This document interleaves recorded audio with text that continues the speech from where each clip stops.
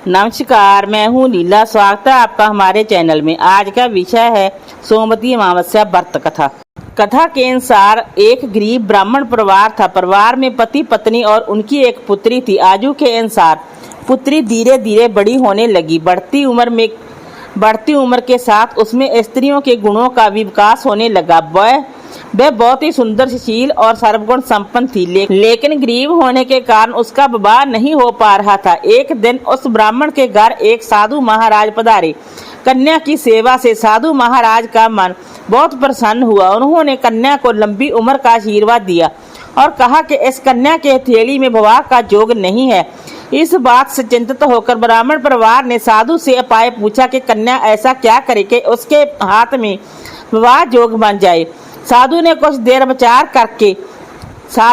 देर विचार करने के बाद अपने ध्यान के आधार पर बताया कि कुछ दूरी पर एक गांव में सोना नाम की दोबन जाति की एक महिला अपने बेटे और बहू के साथ रहती है, जो बहुत ही संस्कारों से संपन्न तथा पतिपरायण और निष्ठावान है। यदि ये कन्या उसकी सेवा करे तो इसके बुरे योग मिट सकते हैं।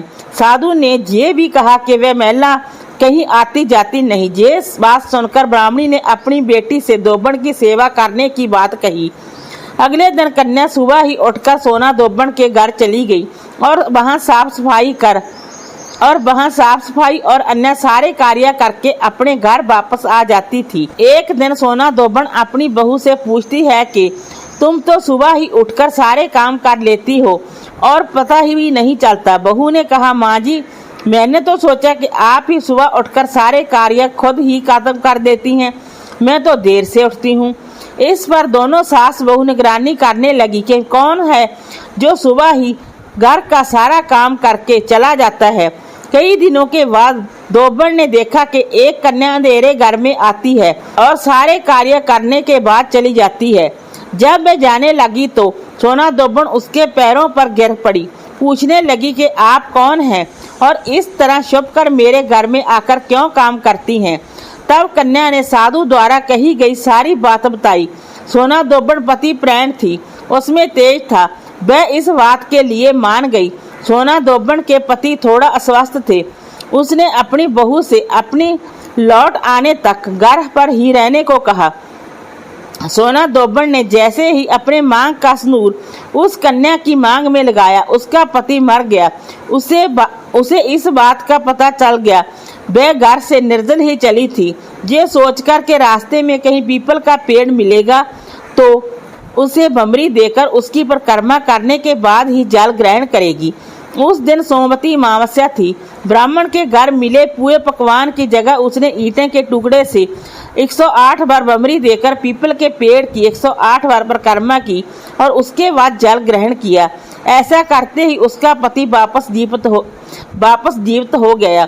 इसलिए माना जाता है कि इस दिन व्रत आदि करने से पुण्य फलों की प्राप्ति होती है। सोमवती अमावस्या की दूसरी कथा। पुराण कथाओं के अनुसार प्राचीन काल में एक प्रतापी राजा था। उनका एक बेटा और एक बहू थे।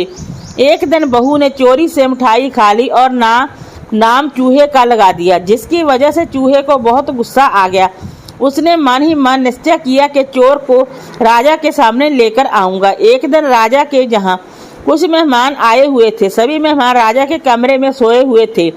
बदले की आग में जल रहे चूहे ने रानी की साड़ी ले जाकर उस कमरे में रख दी। जब सुबह मेहमानों की आंखें खुली और उन्होंने रानी का कपड़ा देखा तो हैरान रह गए। जब राजा को इस बात का पता चला तो उन्होंने अपनी बहू को महल से निकाल दिया। रानी रोज शाम में दिया जलाती और जवारा गाने का काम करती थी। रानी रोज पूजा करती, गुड़दानी का प्रसाद बांटती थी। एक दिन राजा उस रास्ते से निकल रहे थे तो उनकी नज़र उन दियों पर पड़ी। राजमहल लौटकर राजा ने सैनिकों को जंगल भेजा और कहा कि देख कर आओ वहाँ क्या चमत्कारी चीज थी। सैनिक जंगल में उस पीपल के पेड़ के नीचे गए। उन्होंने वहाँ देखा कि दिए आपस में बात कर रहे थे। सभी अपनी अपनी कहानी बता रहे थे। तभी एक सांस से दिए से सभी ने सवाल किया कि तुम भी अपनी कहानी बताओ। दिए ने बताया, वह रानी का दिया है। उसने आगे बताया कि रानी के मिठाई चोरी करने की वजह से चूहे ने रानी की साड़ी मेहमानों के कमरे में रख दी और बेकसूर रानी को सजा मिल गई।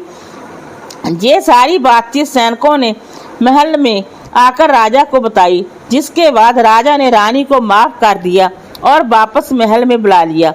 वीडियो अच्छा लगा हो तो लाइक कीजिए, शेयर कीजिए, सब्सक्राइब कीजिए। Thanks for watching this video.